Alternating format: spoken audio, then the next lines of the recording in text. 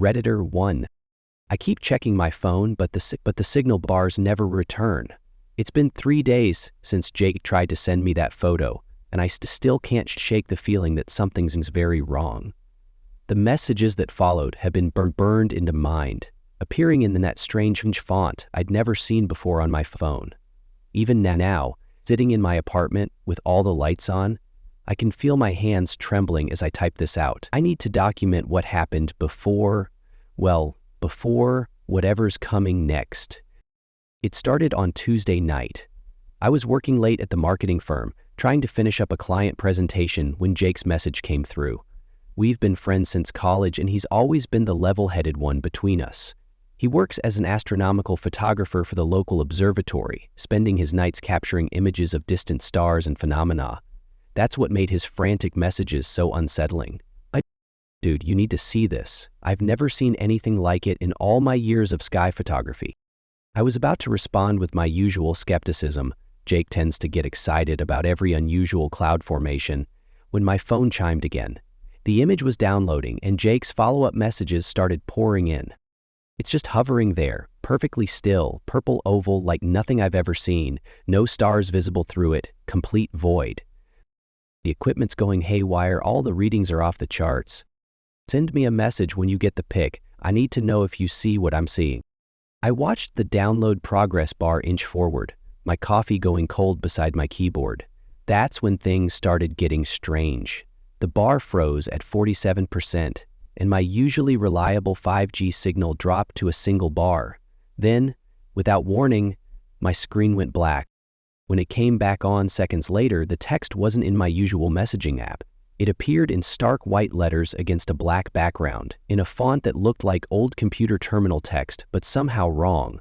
The letters seemed to shift slightly when I wasn't looking directly at them. Image scan intercepted. Transmission contains restricted content. Please cease attempt to transfer immediately for your protection. I tried to screenshot the messages, but each attempt failed. The photos came out blank, as if I'd never taken them. My hands were sweating now, and I could feel my heart pounding in my chest. I tried calling Jake, but my phone wouldn't connect. That's when the next message appeared. Reshipment Jake Marshall has been flagged. Do not attempt further contact. This is your only warning. The office suddenly felt too quiet, too empty. The usual hum of the fluorescent lights seemed to have stopped, though they were still burning overhead. I gathered my things quickly, nearly knocking over my chair in my haste to leave. In the elevator, I tried resetting my phone, but nothing changed. The signal remained dead. When I got home that night, I tried reaching Jake through every possible means. Email, social media, even his work number at the observatory. Nothing connected. It was as if he'd been completely erased from the digital world. The next morning, I drove to his apartment. The complex looked normal enough, but Jake's unit was empty. Not just empty, it looked like no one had lived there for months. The maintenance worker I flagged down insisted the unit had been vacant since last summer's renovations. Never heard of a Jake Marshall, he said, checking his clipboard.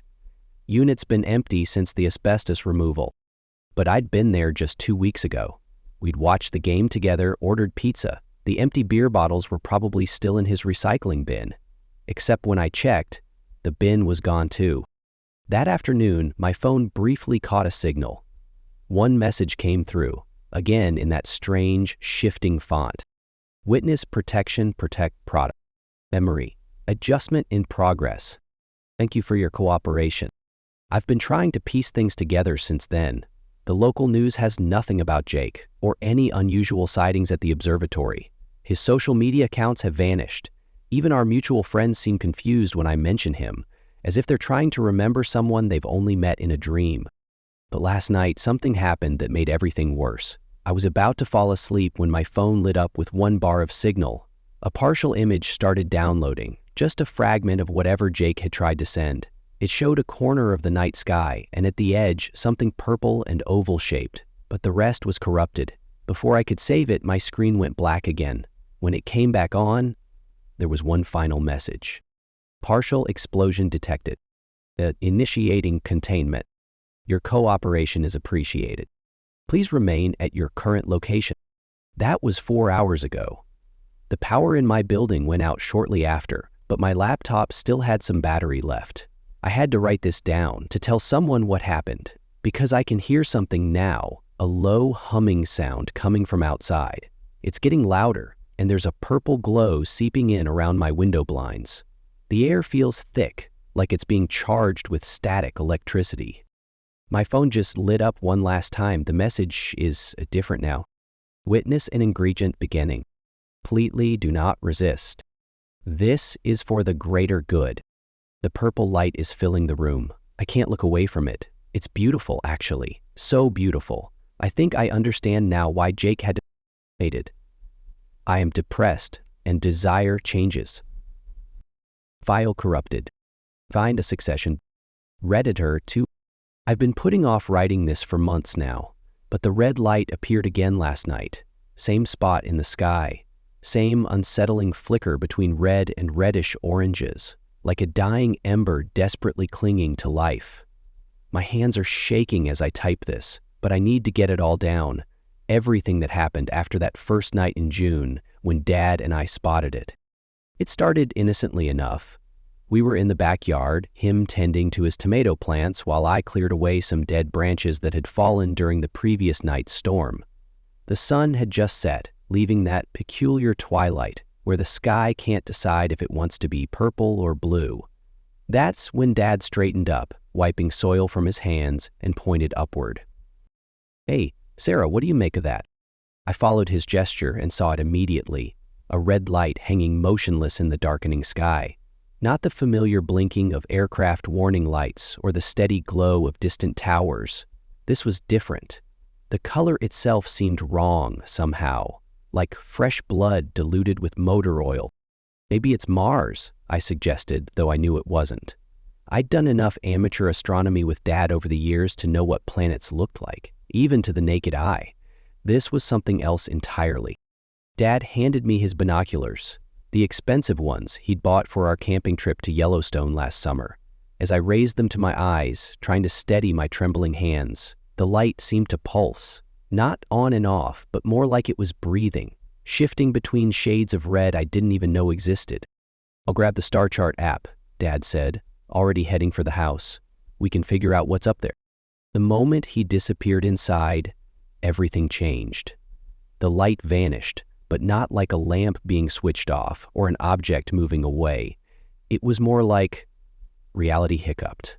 1 second it was there, and the next, nothing. Just empty sky where that unsettling crimson had been. I called out to Dad, my voice cracking slightly. He came running back, iPad in hand, but of course there was nothing to show him. We stood there for a while, scanning the sky, trying to convince ourselves we'd seen something ordinary. A drone, maybe. Or some atmospheric phenomenon we could Google later. That should have been the end of it. A weird story to tell at dinner parties, nothing more. But 3 days later, my dad disappeared. The police said there was no sign of forced entry. His car was still in the driveway, keys hanging by the door where they always were. His wallet sat on the kitchen counter, driver's license staring up at the ceiling. The coffee maker was still warm, half a cup sitting beside his morning crossword puzzle. The only strange detail they found was his iPad, screen cracked, lying in the middle of the backyard. When I picked it up, the star chart app was still running. I didn't tell the police about the red light. How could I? They were already treating it as a standard missing persons case, looking into his finances, interviewing neighbors, checking security cameras. Mysterious light in the sky would have just made me sound crazy. But then the dreams started. Every night for a week, I dreamed of Dad standing in the backyard, staring up at that blood-red star. In the dreams, he would turn to me, mouth moving, but instead of words, that same crimson light would pour out between his teeth. I'd wake up gasping, my sheets soaked with sweat, the taste of copper lingering on my tongue. The dreams stopped abruptly when the first package arrived. It was a small brown envelope, no return address, just my name and house number written in what looked like red ink. Inside was a single photograph. Dad's binoculars lying in tall grass, lens cracked, with something reflected in the broken glass. I spent hours studying that reflection, trying to convince myself I wasn't seeing what I thought I was. That same red light, but closer now, with what looked like dark shapes moving within it. The next package came exactly 1 week later. Another photograph, this time of Dad's iPad. The screen showed the star chart app, but all the stars had been replaced with tiny red dots. In the corner of the image, barely visible, was what looked like a finger. It was too long, too pale, and bent at an impossible angle. I installed cameras after that, 4 of them, covering every angle of the house. I set up motion sensors and bought the brightest security lights I could find. The neighbors probably thought I was paranoid, but I didn't care. I needed to know what was out there. For 2 months, nothing happened. The cameras recorded cats prowling through the yard, raccoons raiding the garbage, and endless hours of empty darkness. I started to sleep again, though never well. Every night I'd check the sky before going to bed, searching for that familiar red glow. Last night, everything changed. It was 3:27 a.m. when the security system woke me. All 4 cameras had gone offline simultaneously. The power was still on, but my phone showed no signal. Even my Wi-Fi was dead. That's when I saw it. The red light, bigger than before, hovering directly over my backyard. I did something stupid then, something Dad would have done. I grabbed his old binoculars, I'd kept them on my nightstand all these months, and went outside. The light was pulsing faster now, its color shifting between deep crimson and something almost black. As I raised the binoculars to my eyes, I heard something that made my blood freeze. Dad's voice, coming from everywhere and nowhere at once. "Sarah, don't look away. Whatever you do, don't..." The voice cut off, replaced by a sound I can only describe as wet static. Through the binoculars, I saw the light open. That's the only word I have for it. Like an eye blinking in reverse, revealing something behind our sky, something that had been watching us all along. I saw Dad. He was floating in that crimson void along with others, so many others. Their bodies were stretched and twisted like reflections in a funhouse mirror, but they were alive, moving, reaching. Dad's eyes met mine through the binoculars, and his mouth opened in a silent scream. I dropped the binoculars and ran. By the time I made it back inside, the light was gone. The cameras came back online one by one, showing nothing but an empty yard under a normal night sky. My phone buzzed with dozens of delayed notifications, and the Wi-Fi reconnected as if nothing had happened. But something had changed. I can feel it. The air tastes different, metallic and sharp. The shadows in the corners of my room seem deeper somehow, more patient. And when I catch my reflection in windows or mirrors, I swear I can see a hint of red in my eyes, just for a moment. I know they'll come for me eventually, the beings behind that crimson eye in the sky. Maybe tonight, maybe next week, but they'll come. They have to. I've seen too much now, just like Dad did. I'm leaving this record in hopes that someone will understand what happened to us. If you see a red light in the sky, don't look at it, don't try to study it, and whatever you do, don't let it know you've noticed it watching. Because that's all it takes. One moment of shared observation, and you become part of their collection, another specimen floating in that crimson void, forever watching new victims through the thin membrane between their world and ours. The sun is setting now, and I can't help but scan the darkening sky. Is that a star flickering red in the distance? Or is it something else? Something waiting? Dad, if you're somehow reading this, I'm sorry. I should have run when you told me to. But I'll see you soon. I think they're here. Redditor 3. I've been seeing those lights in my dreams. Every night since that drive with Marcus, they hover there at the edge of my consciousness. 3 perfect points of sickly yellow arranged in a perfect triangle. I know I should tell someone what really happened that night, but who would believe me? The official report just says we had a minor accident on Route 16, swerved to avoid a deer, ended up in a ditch. Gales worry and 5 digs deep, simple as that, clean, logical, safe. But that's not what happened at all.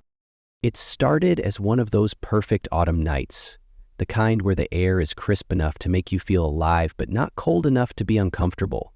Marcus and I were headed to the old quarry, our usual spot when we needed to escape the suffocating boredom of small-town life.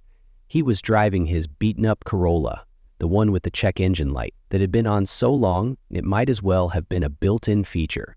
You think Sarah's gonna show up tonight? Marcus asked, drumming his fingers on the steering wheel. The dashboard clock read 9:47 p.m. I shrugged, watching the trees blur past outside my window. Probably not. She's been weird since that thing with Chris. The radio crackled with static, and I reached to adjust it. That's when I first saw them. "Marcus," I said, my voice catching in my throat, "look." About a mile ahead, hanging in the sky like suspended fireflies, were 3 yellow lights arranged in a perfect triangle. They weren't airplane lights. I'd grown up near enough to the regional airport to know better. These were different. Steady, unblinking, wrong. Marcus slowed the car, and we both leaned forward, squinting through the windshield. "What the hell are those?" "Let's get closer," I said, even though something in my gut was screaming at me to turn around and drive the other way. He accelerated again, and the lights seemed to pulse slightly, as if acknowledging our approach.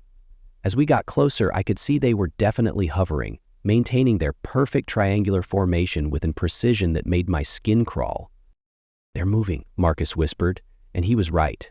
As we approached, the lights began to drift away, maintaining the same distance between us, like some cosmic game of cat and mouse. The radio static grew louder, and now there was a pattern to it, a rhythm that reminded me of breathing. I tried to turn it off, but the knob spun uselessly under my fingers. The digital clock on the dashboard flickered and went dark.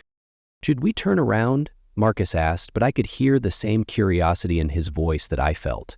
We'd spent countless nights complaining that nothing ever happened in our town. Now something was happening, and despite my growing unease, I couldn't bring myself to look away.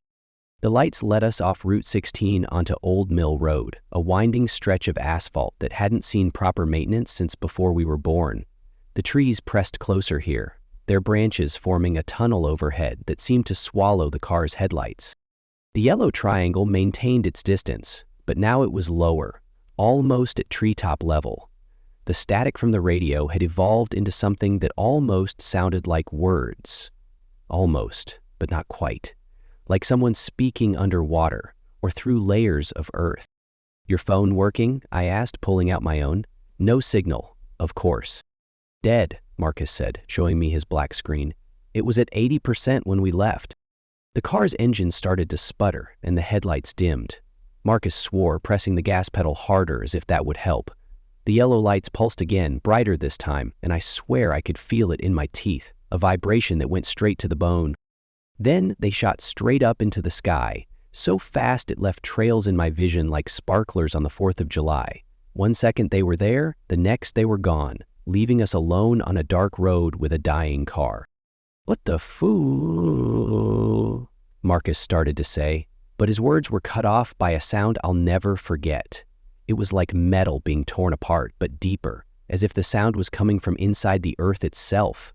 The car died completely, rolling to a stop in the middle of the road. That's when the 4th light appeared. It wasn't yellow like the others, it was white, painfully bright, and it came from above us.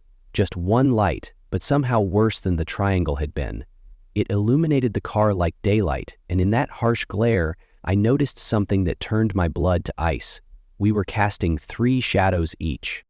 The radio burst to life with a sound that wasn't static at all. It was laughter. Not human laughter. It was the sound of something that had learned to laugh by studying humans from a very, very long distance. "Start the car," I whispered, then louder. "Start the car."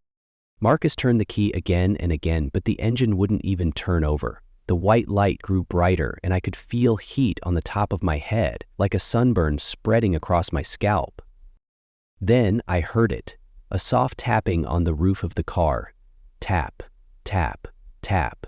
Perfect rhythm, like a metronome. Or a countdown. Marcus reached for the door handle, but I grabbed his arm. "Don't," I hissed. "Whatever you do, don't." The tapping stopped. In the sudden silence, I could hear both of us breathing, quick and shallow. A shadow passed over the windshield. Something long and thin, like fingers but wrong. Too many joints. Too fluid in its movement. The white light pulsed once, and every window in the car frosted over instantly, geometric patterns spreading across the glass like lightning in reverse. The temperature plummeted. I could see my breath, then Marcus's, then a third breath that wasn't coming from either of us. What happened next is still fuzzy in my mind. I remember screaming. I think it was me, but it might have been Marcus. The car shook violently, and there was a sensation of movement, of being pulled upward. The laughter from the radio grew louder until it was all I could hear, all I could feel, filling my head with images I couldn't understand and didn't want to. Then, darkness, complete and absolute. I woke up in the hospital 12 hours later.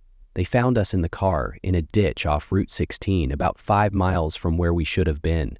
Marcus was in the bed next to mine, still unconscious but stable. The doctors said we were lucky. Just minor injuries, some mild hypothermia, and carbon monoxide poisoning from a leak in the car's exhaust system. That's what they said explained our shared hallucination. But they didn't see what I saw when I finally got my phone back. In my camera roll, there was one new photo, taken at 10:13 p.m. that night. It's completely black, except for 3 points of yellow light, arranged in a perfect triangle. I deleted it immediately, but it doesn't matter. I see those lights every time I close my eyes. And lately, I've noticed something else. On clear nights, when I look in the mirror, my reflection casts 3 shadows. Marcus doesn't talk about that night. He transferred to a college out of state and blocked my number. Sometimes I drive out to Old Mill Road, trying to convince myself it was all just a carbon monoxide dream. But I know better, because every time I go there, my radio picks up that static, and underneath it I can hear that laughter, and it's getting closer. The yellow lights are still out there, hanging in the sky over some dark road, waiting for someone else to follow them. And sometimes, on nights when the moon is hidden and the stars seem too bright, I catch myself wondering what would have happened if we'd gotten just a little bit closer. But then I look down at my hands, at the 3 shadows they cast under the desk lamp, and I remember why some lights are better left unfollowed. Redditor 4. I've never told anyone about what happened that morning 2 years ago. Maybe because I'm afraid they wouldn't believe me, or worse, they would, and then I'd have to acknowledge that everything I thought I knew about our world was wrong. But I can't keep it inside anymore. The weight of carrying this secret has become unbearable, especially since the dream started. It began like any other morning. I woke at 5:30 a.m., laced up my walking shoes, and grabbed my usual travel mug of coffee. Living out in farmland means my driveway stretches for about 1/3 of a mile, cutting through fields of corn that rustle in the pre-dawn breeze. The walk had become my morning ritual, a way to clear. That particular morning felt different, though I couldn't say why. The air held an unusual stillness, like the calm before a storm. Typically, I'd start my walk while it was still dark enough to see stars, timing it so I'd return just as sunlight began painting the horizon. But I'd overslept slightly, and the sky had already lightened to that peculiar shade of blue-grau that makes the stars fade but isn't quite daylight. The gravel crunched beneath my feet as I made my way down the driveway. To my left and right, the corn stood tall, creating walls of green that swayed slightly despite the still air. I remember thinking how the motion reminded me of breathing, as if the whole field was quietly inhaling and exhaling. I'd reached about halfway down the driveway when it happened. 3 lights appeared in the sky ahead of me, roughly 30 degrees above the horizon. My first thought was that they must be stars I hadn't noticed before, or maybe aircraft heading to the regional airport about 50 miles away. But something felt wrong. These lights were far too bright, too present. They demanded attention in a way that made my skin prickle. The formation was perfectly symmetrical. 2 smaller lights positioned slightly lower on either side of a central, brighter light. They hung there, motionless, like eyes watching me. I stopped walking, coffee forgotten in my hand. The rational part of my brain tried to categorize what I was seeing. Weather balloons, drones, helicopters. But none of those explanations fit. These lights had a quality I'd never seen before, an almost liquid brightness that seemed to pulse slightly, like a heartbeat. For what felt like an eternity, we regarded each other. Me standing frozen on my gravel driveway, them hanging impossible and brilliant against the dawn sky. Time seemed to stretch and warp. I became aware of how completely alone I was. The nearest neighbor was 2 miles away, and my phone was sitting on the kitchen counter, charging. Not that it would have mattered. Who would I have called? What would I have said? The silence pressed against my ears. Even the corn had stopped its whispered movement. The only sound was my own breathing, which seemed inappropriately loud in the stillness. I wanted to move, to run back to the house, but my legs wouldn't cooperate. It was as if the lights held me there, pinned like an insect under glass. Then, simultaneously, the 2 outer lights began to fade. It wasn't like lights being switched off or even dimmed. It was more organic than that, like watching a candle slowly sink into water. It took about 5 seconds for them to disappear completely, leaving only the central light burning bright and solitary in the sky. My heart hammered against my ribs as I waited, knowing somehow that this wasn't over. The remaining light seemed to intensify, if that was even possible. It filled my vision until I could see nothing else, though I couldn't tell if this was because it had actually grown brighter or because I'd been staring at it for so long.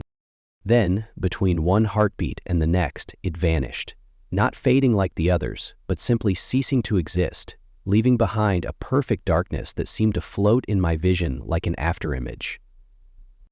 I stood there for several more minutes, waiting to see if they would return. They didn't. Eventually, my legs remembered how to move and I walked back to the house, my coffee cold and untouched in its mug. The sun rose fully as I reached my front door, spreading warm, normal light across the fields as if nothing extraordinary had happened. But something had happened, and it changed me in ways I'm still trying to understand. I continued my morning walks because I told myself I wouldn't let fear rule my life. But I never walk alone anymore without my phone, and I've installed motion sensor lights along the entire length of the driveway.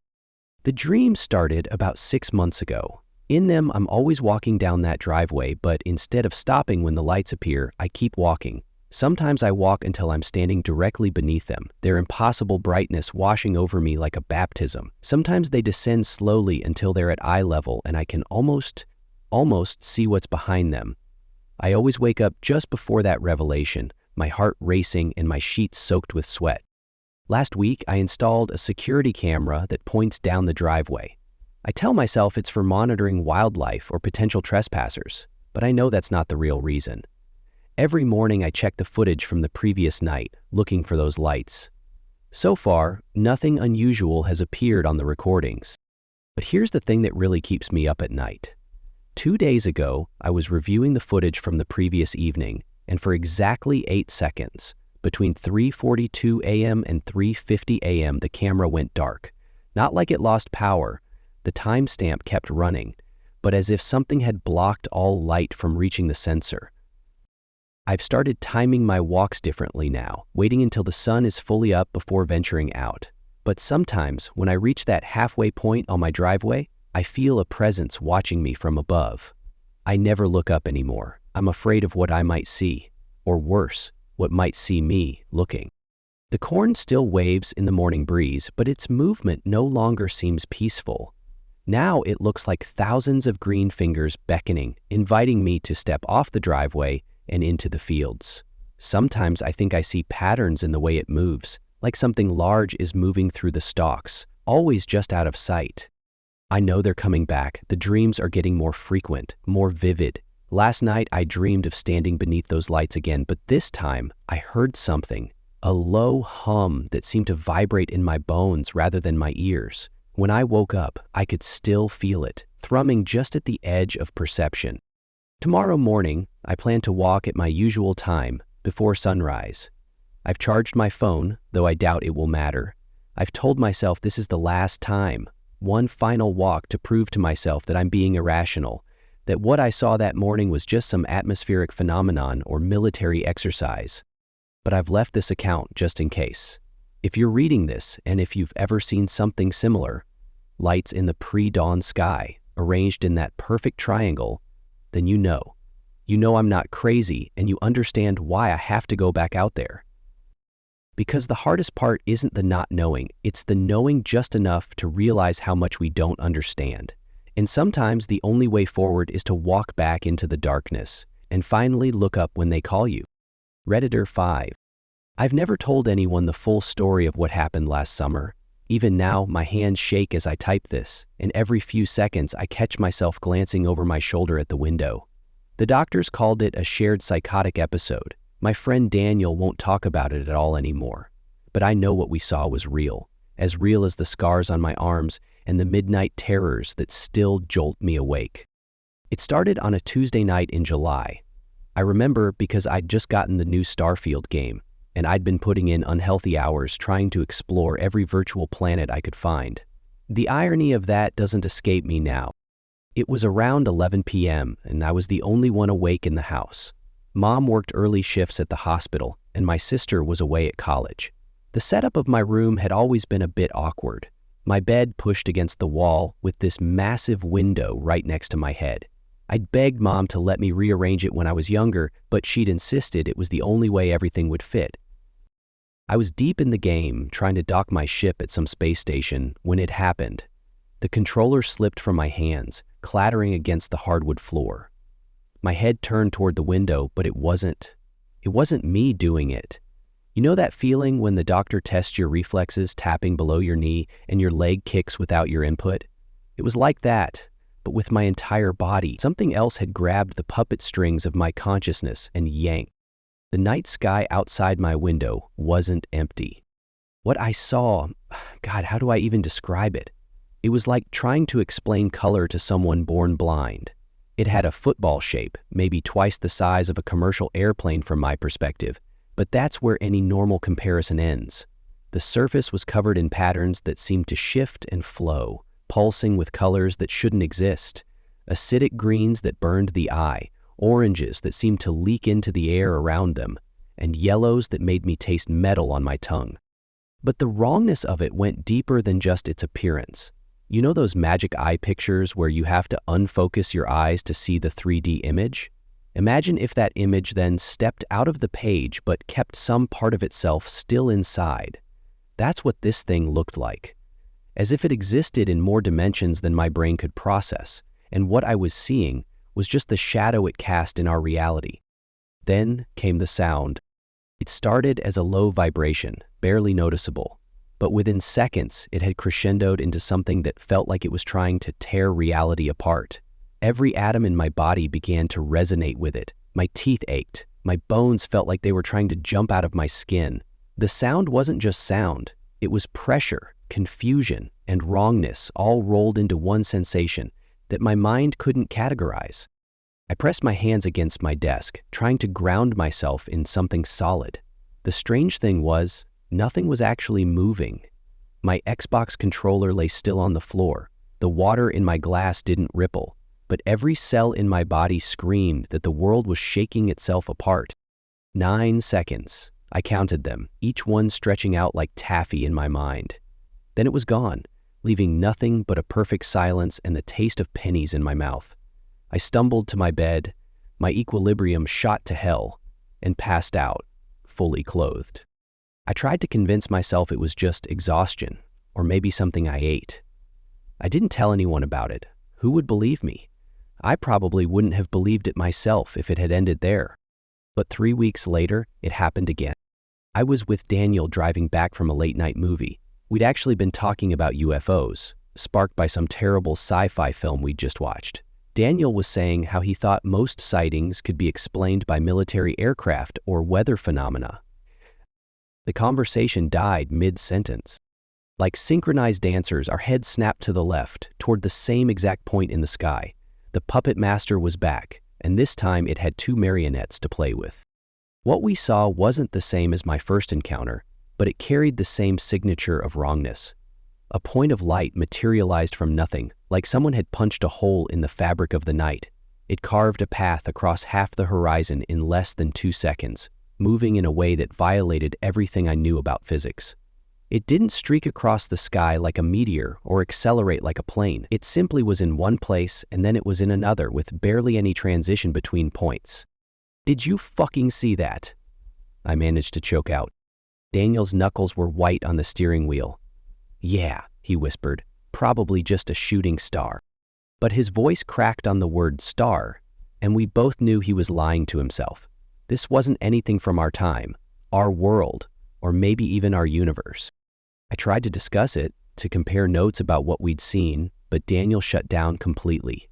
"I don't want to talk about it," he kept saying, his voice getting higher and more strained each time. "I don't want to think about it."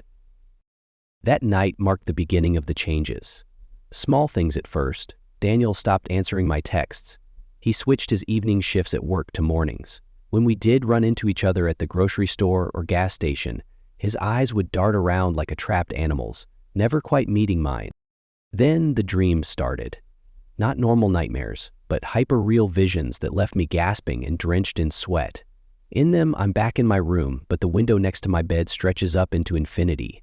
Something vast and geometrically impossible peers in, its patterns flowing like oil on water. It doesn't have eyes, at least not any I can recognize, but I know it sees me. Worse, I know it recognizes me. I started noticing patterns in the static of my TV, shapes in the clouds that shouldn't be possible.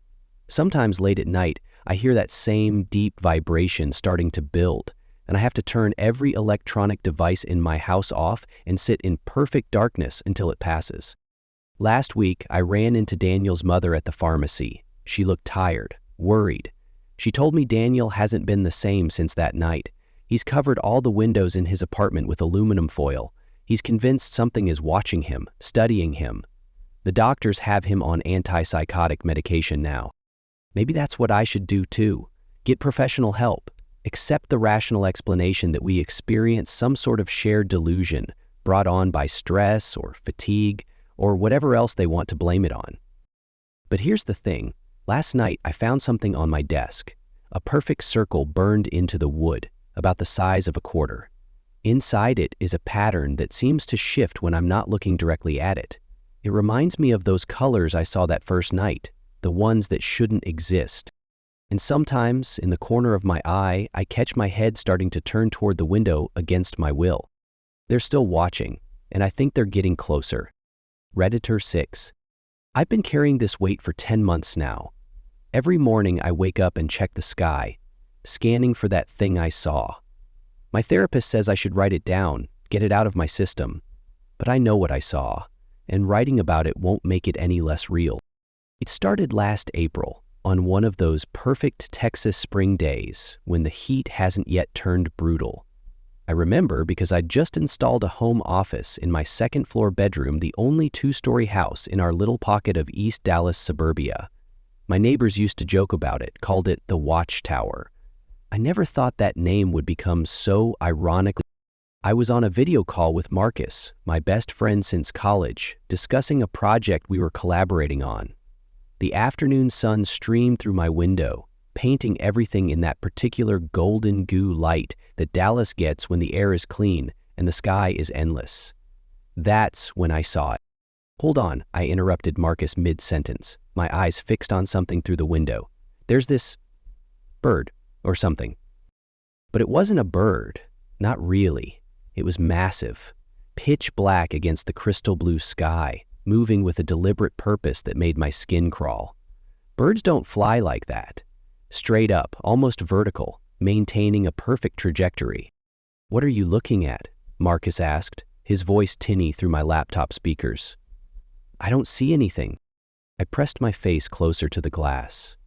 "Right there, at about 2 o'clock. It's huge, man. Like, impossibly big. How can you not see it?" "Dude, I'm looking at exactly where you're pointing. There's nothing there but blue sky." My mouth went dry.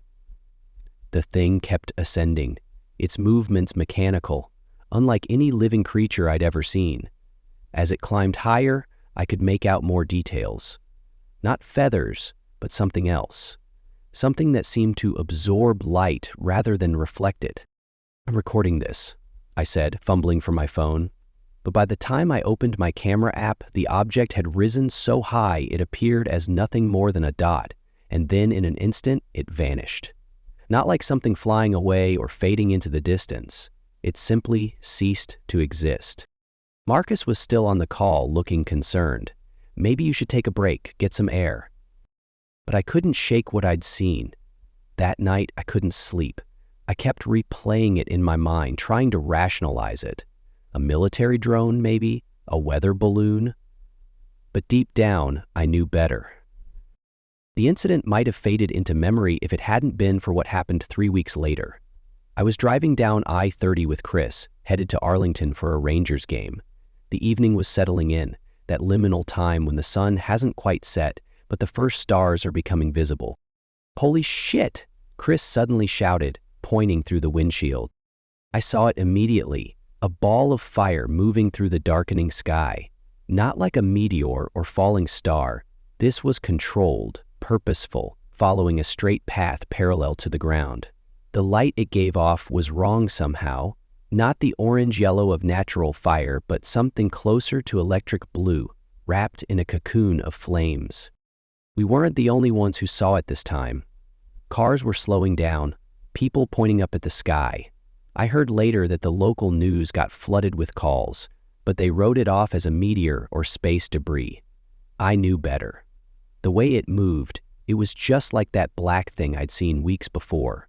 The same mechanical precision, the same deliberate purpose. That's when the dreams started. In them, I'm always back in my second-floor office, looking out the window. But instead of one black object, the sky is full of them. They move in formation, like schools of fish in an ocean above us. Sometimes, in the dreams, one of them stops. It turns. It looks at me with something that isn't eyes, but sees me all the same. I wake up from these dreams drenched in sweat, my heart hammering against my ribs. The worst part is the feeling that lingers, the absolute certainty that the dreams aren't just dreams. They're something else. Messages, maybe, or warnings. I started researching, spending hours online reading about UFO sightings and aerial phenomena. Most of it was obviously fake, but some accounts, some of them described exactly what I'd seen. The same unnatural movements, the same impossible behaviors. And something else started to emerge. A pattern. The sightings were increasing, not just in Dallas, but everywhere. People were seeing things they couldn't explain, things that shouldn't exist, but here's the truly terrifying part. In almost every case, only some people could see them. Like that day with Marcus, these things were visible to some observers but completely invisible to others. Why? What made some of us able to see them while others couldn't? And more importantly, why did they want us to see them? Last week I saw it again, not the black object this time, but something else. I was taking out the trash at dusk when I noticed a strange shimmer in the air above my house. It was like heat waves rising from hot pavement, but wrong, more geometric, more purposeful. As I watched, the distortion began to take shape, forming what looked like a massive circle in the sky. Through it, I could see something else, not stars, not sky, but a darkness that seemed to pulse with its own inner light. I stood there, rooted to the spot as the circle grew larger. My neighbor was watering his lawn not 20 feet away, completely oblivious to the impossible thing forming above us. I wanted to scream, to point, to make him see what I was seeing, but I couldn't move. I couldn't speak. And then I heard it. A sound so low it was more feeling than noise, vibrating in my chest cavity like a bass note played through massive speakers. The circle pulsed once, twice, and then collapsed in on itself, leaving nothing but normal twilight sky behind. But something had changed. I could feel it in the air, in the way the darkness seemed to gather more thickly around my house at night, in the way my electronics started behaving strangely, phones dying inexplicably, Wi-Fi cutting out at random intervals, my security cameras capturing strange artifacts in their footage. They're watching us, not all of us, just those of us who can see them. I don't know why they chose me or what they want, but I know they're getting closer. The sightings are becoming more frequent, more brazen. That black object I saw 10 months ago, it wasn't exploring or observing, it was scouting, testing our defenses, learning who could perceive them and who couldn't. Sometimes, late at night, I sit in my second-floor office with all the lights off, looking out over the sleeping suburbs of East Dallas. The other houses stretch out below me, all those one-story buildings full of people who can't see what I see, who don't know what's coming. And I wonder, when whatever's up there finally decides to make its move, will it matter who could see them and who couldn't? Or are we all just part of some vast experiment, chess pieces being moved around a board we can't even comprehend. I keep watching the skies, not because I want to see them again, but because I have to. Because someone needs to be ready. Someone needs to know the truth. If you're reading this and you've seen them too, the black objects, the fire in the sky, the geometric distortions that nobody else seems to notice, then you know I'm not crazy. You know they're real, and you know, just like I do, that they're getting ready for something. I just hope that when whatever they're planning finally happens, being able to see them turns out to be an advantage rather than a curse. Until then, I'll keep watching and waiting, because that's all any of us can do. Redditor 7. I never used to believe in any of that UFO nonsense. Sure, I'd watch the occasional documentary about lights in the sky or read about supposed alien encounters, but I always chalked it up to overactive imaginations or attention-seeking behavior. That changed last October when the lights started following me. It began innocently enough. I was picking up my friends Craig and Mike for our usual Friday night out in town. The clock on my dashboard read 9:47 p.m. as I pulled onto Craig's street. The autumn air was crisp, and there were still plenty of people milling about, heading to bars or restaurants. Nothing seemed out of the ordinary until I noticed that impossibly bright red star hanging in the sky. "Hey, Mars is really bright tonight, eh?" I said to Craig as he slid into the passenger seat. He agreed, though something about the light's intensity made my skin prickle. I tried to focus on driving, but my eyes kept drifting up to that crimson beacon. That's when I saw the second light. I pulled over near Winchester Street, my hands trembling slightly on the wheel. "Craig, you see that too, right?" He leaned forward, pressing his face against the windshield. "Yeah." "What the hell is that?" The lights weren't stars. They were moving, not like planes or helicopters which follow predictable paths across the sky. These lights danced, almost playfully, cutting impossible patterns through the darkness. They glowed orange now, like dying embers floating up from a campfire. We sat there, transfixed, watching them weave and bob through the night sky. "We should get Mike," Craig whispered, though neither of us moved for several long moments. When I finally put the car in drive, my mouth felt dry. Mike lived just 3 blocks away, but the drive felt longer. Other people had noticed the lights too. I could see them pointing and filming with their phones. That made me feel better, somehow. Mass hallucinations aren't really a thing, right? We found Mike already outside his house, staring upward. Before any of us could speak, a third light appeared, blazing brighter than the others. It moved with purpose, ascending rapidly to join its companions. For a moment, they formed a perfect triangle against the black canvas of space. Then, in an instant, they vanished, not fading away, but simply winking out of existence. I tried to forget about it. We went about our night as planned, though conversation kept drifting back to what we'd seen. Mike suggested Chinese lanterns or military drones, but his explanations felt hollow. I knew what I'd seen, and it wasn't anything made by human hands. 2 months later, I saw another one. I was pulling into my driveway after a late shift at work when an orange glow caught my eye. My friend James, who works at the nearby Air Force Base, was over for dinner. The light was lower this time, close enough that I could make out its shape, a distinct oval, rotating slowly on its axis. The surface seemed to pulse with an inner light, like a heartbeat made visible. "What the hell is that?" James breathed, his military composure cracking. "I've never seen anything like it in my life." The object hung there for maybe 30 seconds before shooting straight up into the darkness, leaving behind only the faint scent of ozone and electricity. James refused to talk about it afterward, changing the subject whenever I brought it up, but I caught him scanning the sky whenever he visited, his expression tense. That's when they started appearing in my dreams. I'd wake up in cold sweats, convinced I could see orange light seeping through my curtains, my phone filled with blurry photos of the night sky, desperate attempts to capture proof of what I knew was out there. I installed a dash cam in my car and set up security cameras around my house, but the lights seemed to know when I was recording.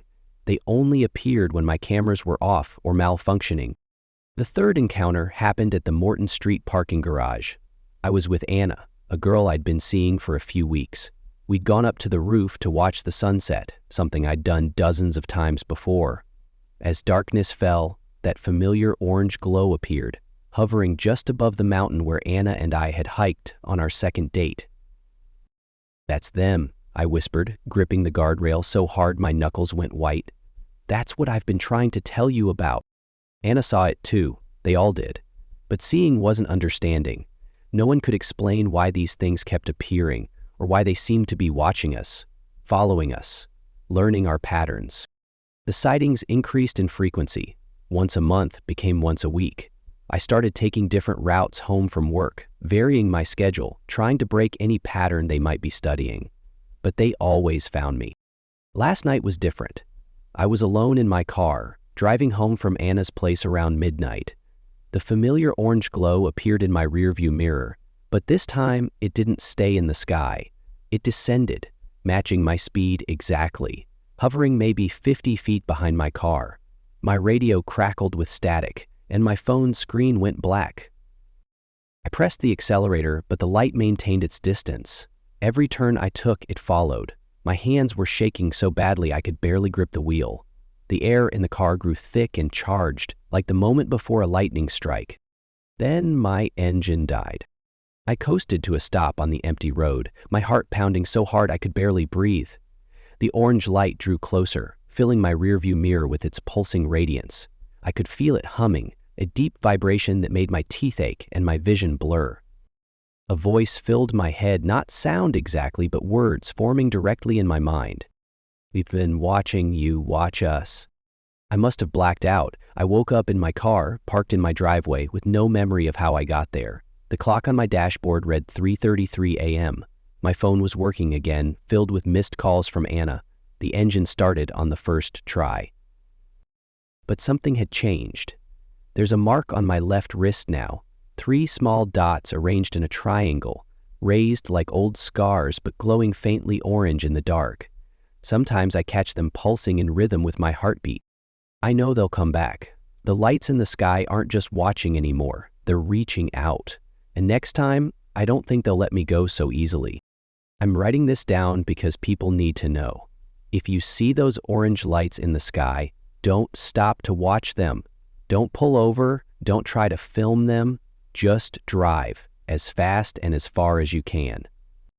Because they're not studying us anymore, they're selecting us. And I think I've just been chosen. Redditor 8. I've been staring at this blank document for hours, trying to find the right words. My hands keep shaking whenever I attempt to type, and the cursor just blinks back at me mockingly. But I need to write this down. Need to make sense of what happened 3 nights ago. Maybe then the headaches will stop. Maybe then I'll be able to sleep without seeing those lights behind my eyelids. It started on Wednesday night, I remember, because I'd been procrastinating on a deadline for work, one of those mind-numbing quarterly reports that always seems to take twice as long as it should. The wind had been howling all day, one of those late autumn storms that makes you wonder if your roof might decide to take flight. Tree branches scraped against my home office window like skeletal fingers, and my weather app showed gusts up to 50 miles per hour. I'd been at my desk since 7, watching the word count creep up on my monitor while my coffee grew cold. The window to my right offered a view of the backyard and the empty field beyond, though in the darkness, all I could see was my reflection. Tired eyes, disheveled hair, the blue glow of my screen painting my face in corpse-like tones. 10:47 p.m. That's when everything changed. The wind, which had been a constant companion all evening, just stopped. Not gradually, like a normal weather pattern. It was as if someone had flipped a switch, plunging the world into an unnatural silence that made my ears ring. The sudden absence of noise felt like a physical presence, pressing against my eardrums. I remember checking my phone, wondering if some kind of severe weather alert had popped up. Nothing. Just that same weather app showing wind speeds that clearly weren't happening anymore. The trees outside my window stood perfectly still, their branches frozen mid-sway like a paused video. That's when I noticed the temperature dropping. I could see my breath forming little clouds in front of my face, even though my thermostat read 72 degrees. The cold seemed to seep through the walls themselves, bringing with it a metallic taste that coated my tongue and made my fillings ache. Movement caught my eye, something in the sky above the field. I looked up, and for a moment my brain refused to process what I was seeing. The lights appeared first as pinpricks, like stars that had decided to dance, but they grew quickly, coalescing into something that defied explanation. Blues and greens swirled together in patterns that hurt my eyes to look at directly, forming a shape roughly the size of my fist when I held my arm out, but trying to judge its actual size or distance was like trying to measure a dream. Sometimes it seemed close enough to touch, hovering just above the tree line. Other times it appeared massive and far away, like a tear in the fabric of reality. The silence grew deeper as the lights moved across my field of vision. No engine noise, no hum of electricity, not even the sound of my own breathing, though I could feel my chest heaving as panic began to set in. My computer screen flickered once, twice, and then went dark. In its reflection, I could see the lights casting shadows that moved in ways shadows shouldn't. I should have looked away. I know that now, but I couldn't tear my eyes from the impossible geometry of that thing as it glided overhead. The colors began to pulse in a rhythm that felt almost like language, like something was trying to communicate in a way my human brain couldn't quite grasp. And then I noticed the figures in my yard. They were barely visible at first, just slightly darker patches of shadow that seemed to absorb the ethereal light from above. But as my eyes adjusted, I could make out shapes that reminded me of people. If people were 9 feet tall and moved like time-lapse footage of growing vines, they stood perfectly still. Faces, if they had faces, turned upward toward the lights. I don't remember reaching for my phone to record what I was seeing. I don't remember dropping it either, but I must have, because I found it the next morning with a cracked screen, the camera app open but empty. What I do remember is the moment one of the figures turned to look at me. I say look, but there was nothing there to look with, just a smooth, featureless surface where a face should be, reflecting the blue-green lights like black ice. It tilted its head at an angle that made my neck hurt just to witness, and I felt something probe at the edges of my consciousness, like fingers testing the seal around a window, looking for a way in. The pressure in my head built until I thought my skull would crack. My vision blurred, doubles becoming triples, becoming kaleidoscopes of otherworldly light.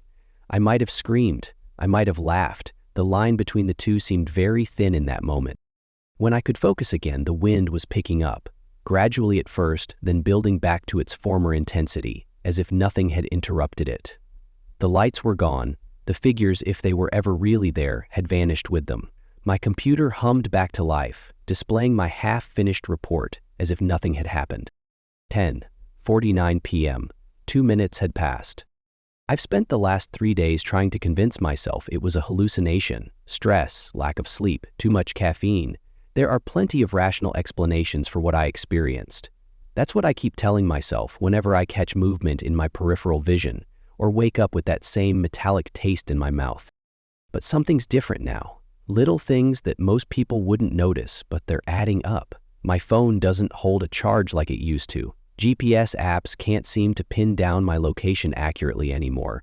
And sometimes, when I'm working late at my desk, I'll catch my reflection in the window, only it takes just a fraction of a second too long to mirror my movements. The wind is picking up again tonight. I can hear it whistling through the trees, rattling my windows. Part of me wants to pack a bag and drive until I run out of gas. But a larger part knows it wouldn't matter. Distance is meaningless to whatever I saw that night. So I sit here at my desk, typing my story with trembling fingers, trying to ignore the way the wind is starting to die down, trying not to look at my window where I know they're waiting, trying to pretend I can't already taste metal on my tongue. The cursor blinks at me like a warning beacon. Outside, the trees have gone still again. I should run, I should scream, I should do something.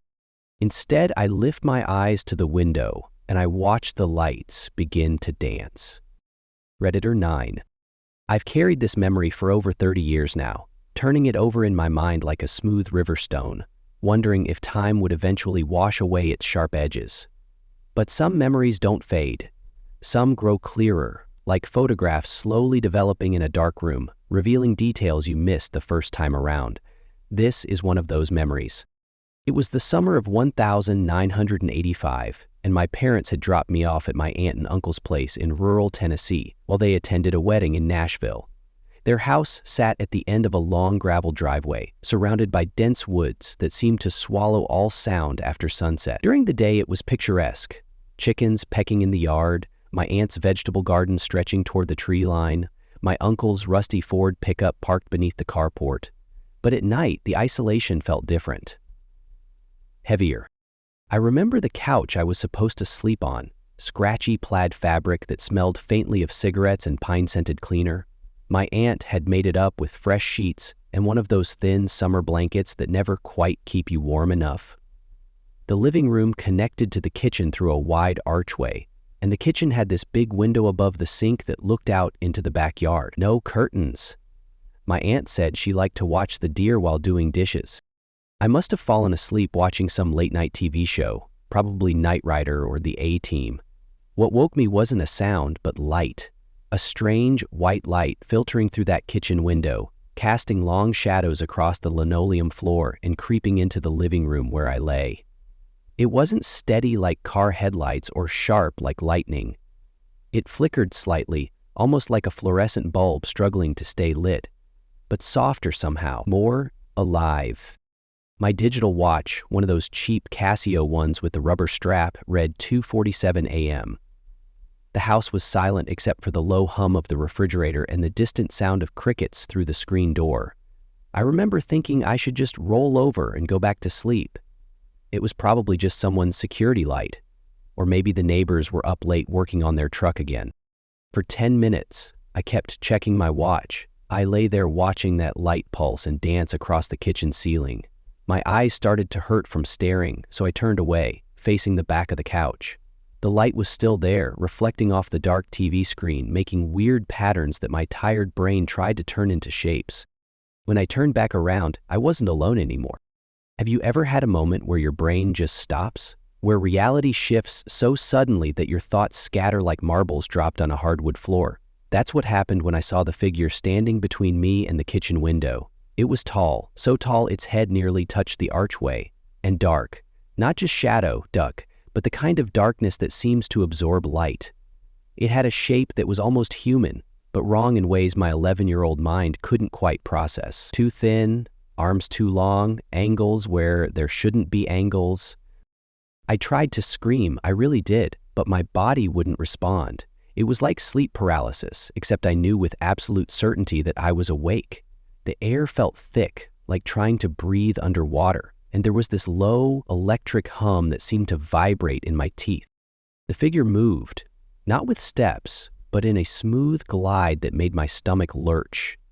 It approached the couch, and I could smell something like ozone and burning plastic. I wanted to close my eyes, but they remained fixed, open, watching as it reached out with what might have been a hand. The tapping started then. Something sharp, sharper than a fingernail but not quite as hard as metal, began tapping rhythmically on my forehead. Tap, tap, tap.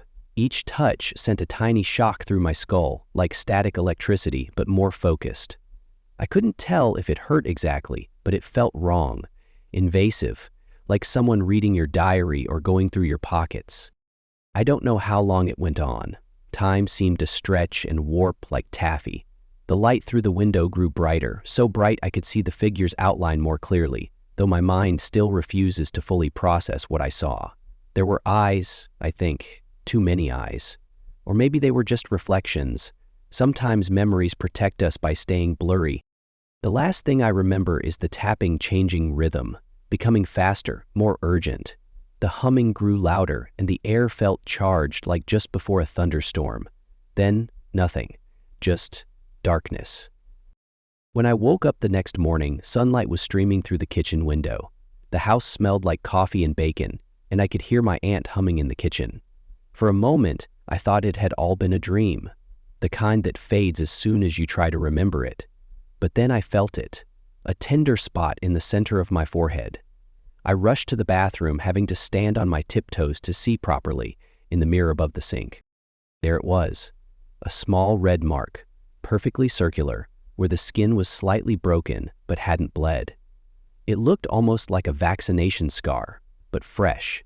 I touched it gently, and my finger came away with the faintest trace of what looked like silver dust.